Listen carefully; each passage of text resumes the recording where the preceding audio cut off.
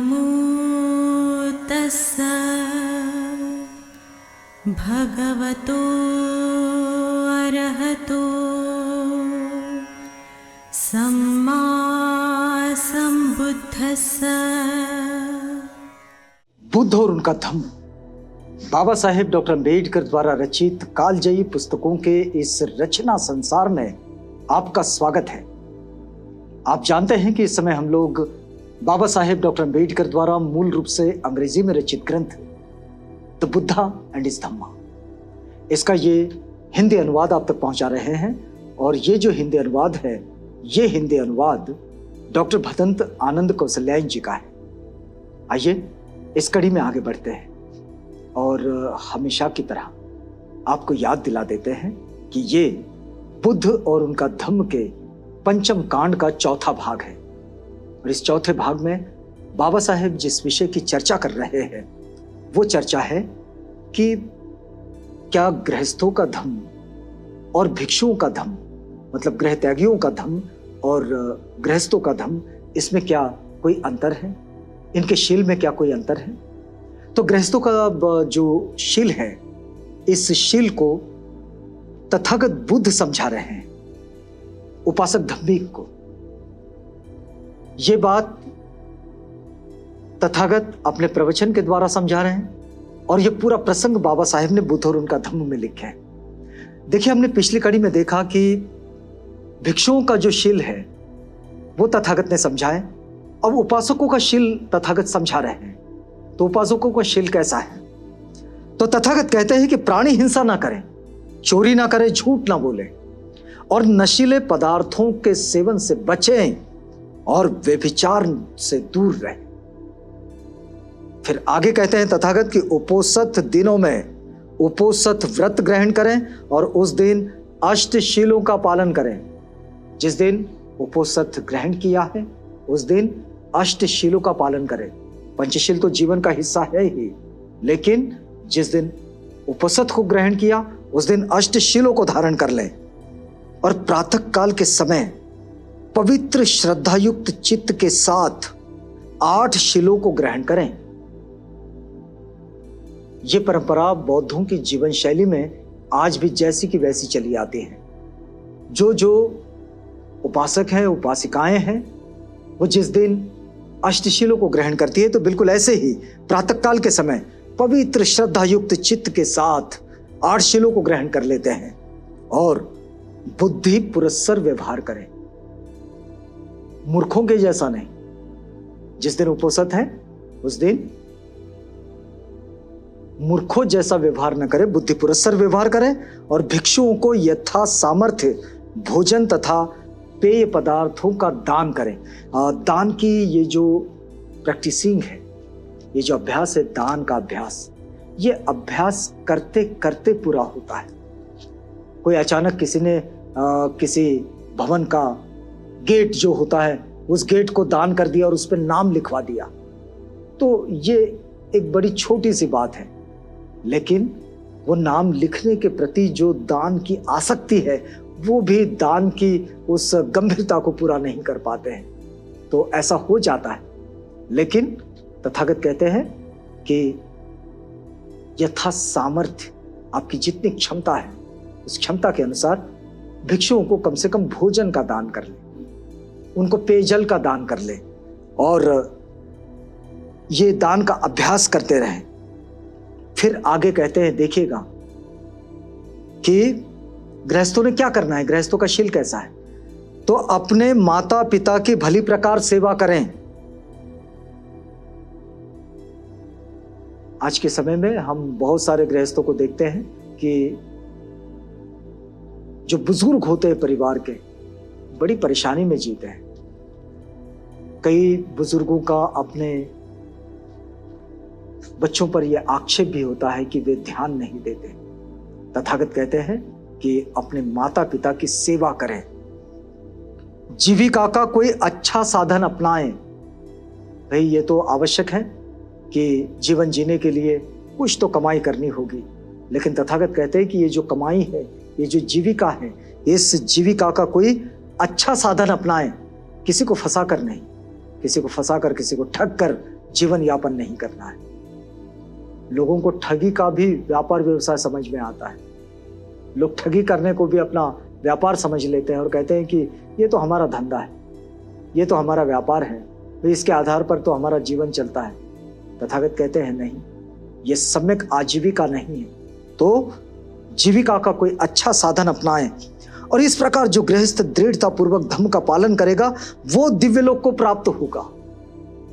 निब्बाण की राह पर वो चल पाएगा जो दृढ़ता पूर्वक, जो गृहस्थ जो है वो दृढ़ता पूर्वक इस धम्म का पालन करेगा। इससे यह स्पष्ट हो जाता है कि भिक्षुओं और गृहस्थों का धम्म एक ही था। जो शिक्षा तथागत गृहस्थों के लिए देते हैं बस वो ही शिक्षा वो भिक्षुओं को देते हैं। सिर्फ भिक्षु जिस जीवन का हिस्सा है वो गृह त्यागी होकर उसका बड़ी कड़ाई से पालन करते हैं और उपासक उपासिकाओं के लिए तथागत उन्हीं व्रतों को पालन करने के लिए कुछ विशिष्ट दिनों पर कड़ाई से पालन करने के लिए उसको बंधन भी बना देते हैं। और फिर देखिएगा, हाँ, इसमें थोड़ा भेद अवश्य है कि भिक्षुओं से अधिक आशा रखी गई है जितनी गृहस्थों से नहीं रखी गई, क्योंकि भिक्षु गृहस्थ जीवन में नहीं है, उन्होंने गृहस्थ जीवन को त्याग दिया है, तो उनसे आशाएं जरा ज्यादा है। और उपासक उपासिकाओं से आशाएं थोड़ी कम है। भिक्षु के लिए 5 व्रत अनिवार्य है। उसे प्राणी हिंसा से विरत रहने का व्रत लेना पड़ता है। उसे अदिन्नादान से यानी कि चोरी से विरत रहने का व्रत लेना होता है। उसे जो चीज नहीं दी गई है वो उसे ना ले।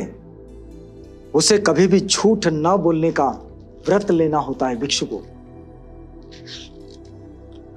उसे ये व्रत लेना होता है, उसे यानी भिक्षु को यह व्रत लेना होता है कि वह किसी भी स्त्री के साथ काम संसर्ग नहीं रखेगा,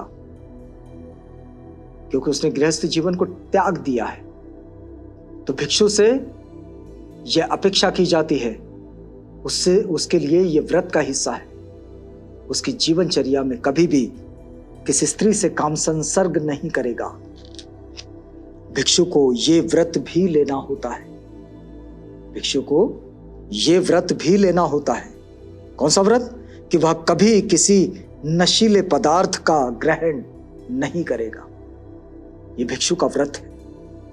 ये वो नहीं तोड़ सकता, इसे वो नहीं त्याग सकता। यूं ये सभी नियम गृहस्थ पर भी लागू होते ही हैं। अब भिक्षुओं के लिए जो 5 शील है, ये 5 शील तो गृहस्थों पर भी लागू होते हैं। भेद सिर्फ इतना है, अगर उपासक उपासिकाओं के व्रत में और भिक्षु भिक्षुणियों के व्रत में, उपासक उपासिकाओं के शील में और भिक्षु भिक्षुणियों के शील में अगर कोई फर्क है तो बस इतना ही है कि भिक्षु भिक्षुणियों के लिए ये अनुल्लंघनीय है, इसका उल्लंघन नहीं कर सकते, किंतु गृहस्थ के लिए वे स्वेच्छा से ग्रहण किए गए शील हैं। गृहस्थ पर यह बंधन नहीं है, यह उसे स्वेच्छा से अपनाना है, यह स्वेच्छा से ग्रहण किए जाने वाले शील है। 2 और भी ध्यान देने लायक भेद हैं। 2 भेद और है जो ध्यान देने लायक है। तो कौन से है? कि एक भिक्षु निजी संपत्ति नहीं रख सकता। भिक्षु जो है वो निजी संपत्ति, मतलब जो कहें कि भिक्षु कहें कि ये मेरा है, ये फलां चीज मेरी है, ये वो नहीं कह सकता, ये वो नहीं कर सकता। लेकिन एक गृहस्थ निजी संपत्ति रख सकता है। एक गृहस्थ के पास निजी संपत्ति हो सकती है। एक भिक्षु परिनिर्वाण में प्रवेश पाने के लिए भी स्वतंत्र है। एक गृहस्थ के लिए निर्वाण पर्याप्त है। एक गृहस्थ के लिए निर्वाण ये पर्याप्त है, लेकिन भिक्षु परिनिर्वाण प्राप्त होता ही है, क्योंकि वो अपने जीवित काल में ही अरहत्व को प्राप्त कर लेता है। वो राह जो निब्बाण की है उसको चल लेता है। एक भिक्षु और गृहस्थ में यही समानताएं और असमानताएं, इसलिए भिक्षु और गृहस्थों के लिए धम्म का कोई अलग पाठ नहीं, दोनों एक ही है। इसमें जो समानताएं हैं वो समानताएं हैं, और जो असमानताएं हैं वो भी हम सबके सामने है, लेकिन धम्म दोनों का एक ही है। किसी के लिए अलग कोई बात तथागत ने बिल्कुल नहीं कही है। भिक्षुओं के लिए और गृहस्थों के लिए शील के नियम, विनय, ये एक ही है। आगे बाबा साहेब लिखते हैं कि तथागत बुद्ध ने दरिद्रता को जीवन का सौभाग्य कहकर उसे ऊपर उठाने का प्रयास नहीं किया। जैसे कि अन्य जगहों में, अन्य मतों में यह बात कही जाती है कि भाई जिसके हिस्से में जो मिला उसने वैसा ही रहना चाहिए। तथागत ऐसी बात का समर्थन नहीं करते। तो फिर तथागत क्या कहते हैं? तथागत कहते हैं दरिद्रता को जीवन का सौभाग्य नहीं माना जा सकता। मतलब गरीबी को, वंचितपन को, दबा कुचला होने को यह कोई जीवन का सौभाग्य नहीं माना जा सकता। न उन्होंने गरीबों को यही कहा कि तुम संतुष्ट रहो क्योंकि तुम ही सारी पृथ्वी के उत्तराधिकारी हो। उन्होंने गरीबों से यह कभी नहीं कहा।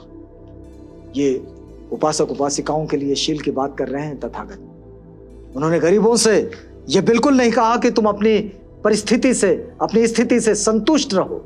नहीं, तथागत ऐसा नहीं कहते। वे ये भी नहीं कहते कि भाई तुम गरीब हो, तुम ही सारी पृथ्वी के उत्तराधिकारी हो, भाई तुम्हारे हिस्से में जो आए तुम वैसे ही रहो। नहीं, बल्कि इसके विरुद्ध उन्होंने धन का स्वागत किया। तथागत ने इसके विरुद्ध धन का स्वागत किया।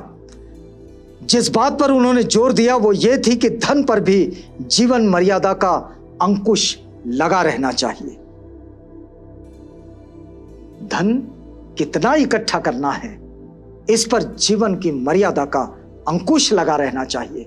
ये जो अंकुश लगा देने की बात है, अपने मन के द्वारा, अपने चित्त के द्वारा, अपने स्वयं के द्वारा, कि धन हमारे पास कितना इकट्ठा हो, कितना धन इकट्ठा करें, तो इस पर अंकुश लगा रहे। हमारी जरूरत से ज्यादा नहीं, जिससे हम अपना जीवन बेहतर तरीके से यापन कर रहे हैं, वो धन का स्वागत करते हैं, लेकिन दरिद्रता का समर्थन नहीं करते। वे दरिद्रता का गुणगान नहीं गाते। ये तथागत की विशेषता है और यही बात उन्होंने उपासक उपासिकाओं को समझाई है। अब आगे की बात से आपको जोड़ेंगे, लेकिन इसके लिए आपको अगली कड़ी का इंतजार करना होगा। तो अगली कड़ी में आपसे पुनः भेंट होगी। तब तक के लिए हमें इजाजत दीजिएगा।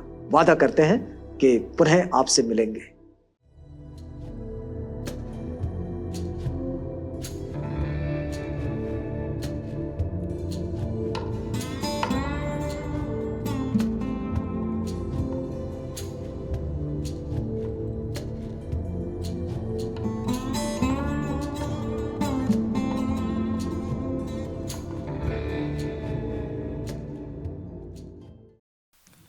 बुद्ध और उनका धम्म।